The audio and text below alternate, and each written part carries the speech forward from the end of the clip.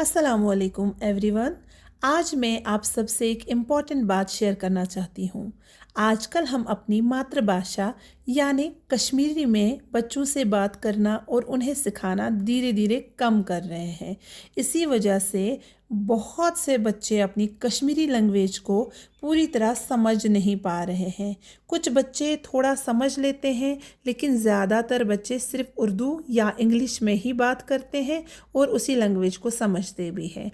इसी प्रॉब्लम को समझते हुए मैंने डिसाइड किया है कि मैं अपनी वीडियोस में कश्मीरी के साथ साथ उर्दू का भी यूज़ करूँगी ताकि हर बच्चा आसानी से समझ सके। मेरा मकसद सिर्फ पढ़ाना नहीं, बल्कि हर बच्चे तक नॉलेज को सिंपल और इजी तरीके से पहुंचाना है। मैं पूरी कोशिश करूंगी कि हर चीज़ को स्टेप बाय स्टेप और सिंपल तरीके से समझाऊं। उम्मीद है आपको यह वीडियो हेल्पफुल लगेगा और आपके लिए ये हेल्पफुल ही होगा। चलिए शुरू करते हैं। जिस प्रकार से इंग्लिश में अल्फ़ाबेट्स होते हैं, उर्दू में हरूफ तहजी होते हैं, कश्मीरी में अक्षर होते हैं, उसी प्रकार से हिंदी में वर्णमाला होती है। क्या होती है? वर्णमाला। और इसको सीखने के लिए आपको पहले पता होना चाहिए कि जो ये वर्णमाला है ये स्वर और व्यंजन से बनी हुई है। वर्णमाला किससे बनी हुई है? स्वर और व्यंजन यानी वोवेल्स और कॉन्सोनेंट्स से। जिस प्रकार से इंग्लिश में अल्फ़ाबेट्स वोवेल्स और कॉन्सोनेंट्स से ही बना है, उसी प्रकार से हिंदी में भी वर्णमाला स्वर और व्यंजन से बना है। अब ये स्वर अब हम पढ़ेंगे स्वर के बारे में। जैसे कि मैंने आपको पहले ही बोला था कि बच्चों को सिखाने के लिए हमें क्या चाहिए? पहले 4 लाइन कॉपी, ताकि उस पर उनकी राइटिंग भी अच्छी हो जाए और उनको समझ आ जाए कि हमें कैसे लिखना है। आप सिंगल लाइन भी ले सकते हैं, लेकिन मैं ज़्यादातर प्रेफर करती हूँ 4 लाइन कॉपी, क्योंकि इससे राइटिंग भी अच्छी हो जाती है और बच्चे को भी समझ आ जाता है कि कैसे लिखना है। शुरू करते हैं। पहला अक्षर जो है वो हमें लिखना है आ। आ जो है उसमें हमें पहले बनाना है 3। क्या बनाना है? 3। फिर बनाएंगे टी, फिर इन दोनों को ज्वाइन करेंगे तो ये बन गया आ। इसको मैं यहाँ पे उर्दू में भी लिखूंगी अलिफ ज़बर आ, ताकि आपको समझ आ जाए कि कैसे लिखना भी है और इसका साउंड भी कैसा निकलता है। आप भूल ना जाएं, इस वजह से साथ साथ में इसको साइड में उर्दू और इंग्लिश में लिखूंगी। दूसरा वर्ण जो है वो आ है। आ में भी सेम ऐसे ही 3 बनाना है, फिर टी बनाना है, फिर इनको जोड़ना है और फिर और एक डंडी इसके साथ जोड़नी है, यानी और एक लाइन इसके साथ जोड़नी है। इसका साउंड आता है आ, यानी अलिफ मद आ। इसको बोलते हैं आ, इसको बोलते हैं आ। नेक्स्ट जो है वो है ए। ऐसे स्लीपिंग लाइन डाली, हल्की सी लाइन डाली, फिर एस बनाना है। आधा एस ऊपर वाली लाइन में ही जाना चाहिए और आधा एस ऐसे जाना चाहिए। फिर राउंड करके ऐसे थोड़ी हल्की सी लाइन डालनी है। इसको बोलते हैं ए, यानी अलिफ ज़ेर ए। नेक्स्ट जो है वो है ई। सेम ऐसे ही लाइन डालनी है, आधा एस ऊपर आधा एस नीचे, ऐसे राउंड करके हल्का सा ऐसे स्लांटिंग लाइन। फिर ये जो डंडी है, इसी डंडी को ऊपर करके थोड़ा सा ऐसे मोड़ना है तो इसका साउंड बनता है ई। क्या बनता है? ई। ये जो इंग्लिश वाला अल्फ़ाबेट मैंने बनाया है ये ई है। तो ये है आ ए ई। अब बनाना है ओ। ओ जो है वो ऐसे 3 बनाना है और ऊपर से स्लीपिंग लाइन डालनी है। ये है ओ, यानी अलिफ पेश ओ। नेक्स्ट अल्फ़ाबेट जो है, नेक्स्ट वर्ण जो है वो है ऊ। उसमें भी स्लीपिंग लाइन डाली, फिर हमने 3 बनाया, फिर अंदर से ऐसे हल्का सा घुमाया, ऐसे इन बिटवीन हमने ऐसे घुमाया तो इसका साउंड आता है ऊ। अलिफ वाव पेश ऊ। अब जो नेक्स्ट अल्फ़ाबेट है, नेक्स्ट वर्ण है, उसको बोलते हैं री। री जो है उसमें हमें टी बनाना है। फिर जो ये ब्लू लाइन यहाँ पे है, इसको ऐसे हल्का सा ऊपर इधर से ऐसे और एक लाइन डालनी है, यानी उल्टा वी बनाना है। फिर बनाना है आर, यानी ऊपर ऐसे मोड़ना है, फिर ऐसे सी जैसा बनाना है इधर, तो ये बन गया आर। और कर्सिव ई भी बोल सकते हैं, यहाँ पे बन गया। तो जब हमने टी बनाया, फिर ऐसे वी उल्टा बनाया, फिर आर बनाया, तो ये बन गया रे। इसका साउंड क्या आता है?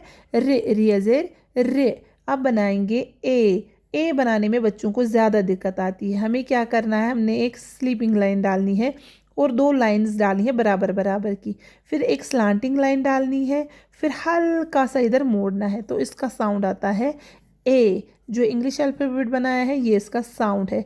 सेम ऐसे ही फिर से रिपीट करना है, ऐसे ही स्लांटिंग लाइन डालनी है, हल्का सा ऐसे मोड़ना है, लेकिन इस वाली लाइन के ऊपर ऐसे स्लांटिंग लाइन डालनी है और इसका साउंड आता है आई। क्या आता है? आई, ई वाई ई आई। नेक्स्ट अल्फ़ाबेट जो है, पहले इनको मैं रिपीट करूँगी। आ ई उ रे ए आई। अब लिखना है ओ। क्या लिखना है? ओ। उसमें हमें 3 बनाना है, ऐसे ही टी बनाना है, इनको ज्वाइन करना है और एक लाइन बनानी है जैसे आ बनाया था। लेकिन अब इस जो ये लाइन बनाई हमने, डंडी बनाई हमने, इसमें हमें एक स्लांटिंग लाइन डालनी है, वो भी सिर्फ इसी एक डंडी के ऊपर। तो इसका साउंड आता है ओ। क्या आता है? ओ, यानी इंग्लिश अल्फ़ाबेट ओ।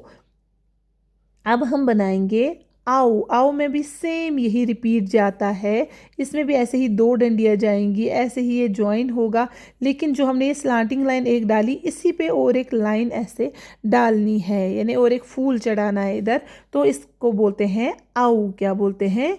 आओ। अलिफ वाव ज़बर आओ। नेक्स्ट जो वर्ण है हमें बनाना है अन, यानी हमें 3 बनाया, फिर हमने टी बनाना है, फिर इनको ज्वाइन करना है, ऊपर से बिंदी करनी है, तो ये बन गया अन, यानी अलिफ नून ज़बर अन। और एक वर्ण जो है आहा है। क्या है? आहा। इसमें भी 3 बनाया, फिर हमने टी बनाया, फिर इनको जोड़ा, तो पीछे से 2 बिंदियाँ की, ऐसे 2 डॉट्स मारे, इसको हम बोलेंगे आह। अलिफ है ज़बर आह। तो यहाँ तक आपको आ गया होगा।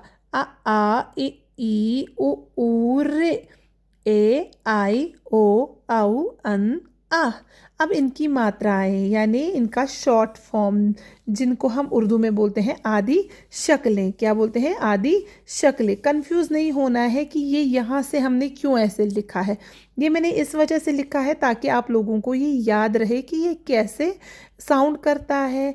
आपको याद रखने के लिए मैंने साइड में लिखा है। अब इनकी आदि शक्लें जो है, जैसे हम उर्दू में देखते हैं, बे की आदि शक्ल, बे की आदि शक्ल ऐसे है। पे की आदि शक्ल, पे की आदि शक्ल ऐसे है। जीम की आदि शक्ल, यानी जीम की आदि शक्ल ऐसे नहीं, जीम की आदि शक्ल ऐसे है। चीम की आदि शक्ल, चीम की आदि शक्ल ऐसे हैं। तो इसी प्रकार से हिंदी की भी आदि शक्लें हैं। जब हम जोड़ जोड़ कर लिखते हैं तब हमें ये आदि शक्लें काम में आती हैं। तो आ की कोई आदि शक्ल नहीं होती, इसलिए मैंने क्रॉस डाला। आ में जो आदि शक्ल है, हम ये टी का पोर्शन उठाएंगे, इधर डालेंगे, तो ये हो गया आ की आदि शक्ल। ई की आदि शक्ल क्या है? इसकी आदि शक्ल है एफ, उल्टा बनाना है ऐसे, तो ये बन गया इसकी आदि शक्ल। यानी इसकी जो ई वाली जो है ऐसी आदि, ये ऊपर से जो ये लाइन ऐसे थोड़ा मोड़ के है, उसी प्रकार से यहाँ ई वाले में वो साउंड मात्रा बन जाती है। ई में क्या है? ई को गुस्सा आ जाता है कि हाय, ये तो मेरी डायरेक्शन में था, ये मुझे होना चाहिए था, लेकिन ये मुझे ए ने ले लिया। तो फिर ये क्या करता है? ये इसी के अपोजिट में अपनी डायरेक्शन बदलता है, उल्टा एफ बना देता है।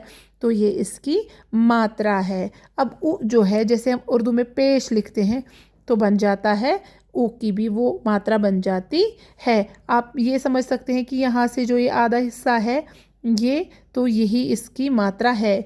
ऊ जो है, इसके अंदर से आप देख सकते हो यहाँ पे उल्टा जैसा, तो ये इसकी मात्रा है। रि जो है, इसमें बहुत सारी मात्राएं हैं, जैसे ऐसे सी है, स्लांटिंग लाइन है, उल्टा वी है। तो ये अलग अलग जगहों पे यूज़ होते हैं, ये मैं आपको आगे वीडियोस में बताऊंगी।